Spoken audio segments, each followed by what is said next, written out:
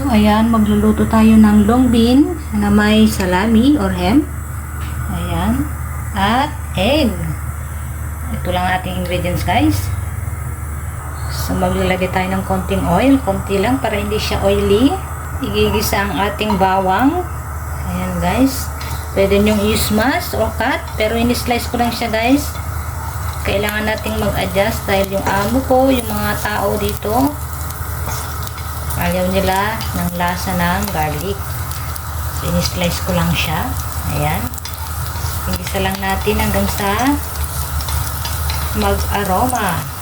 So, habang niluluto natin yung ginigisa yung bawang, ayan, hinalo ko na itong ating salami or ham dito sa ating long bean. Hiniwa-hiwa ko pala siya ng maliliit para mabilis na siyang maluto.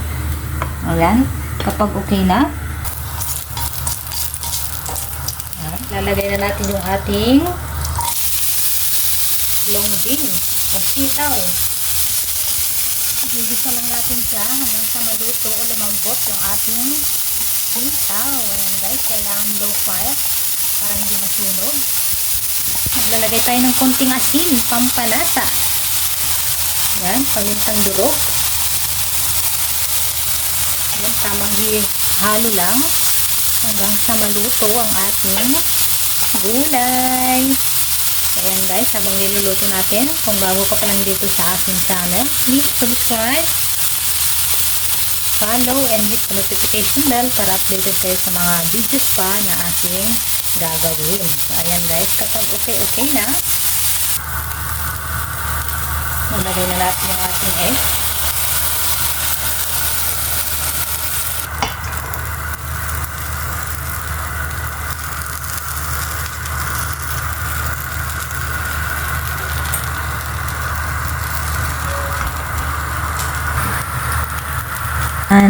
Balik rin lang natin siya, lulutuin natin yung magkabilaan hanggang ganito ang itsura niya. So ayan, ayos ng ating recipe. Thank you guys for watching.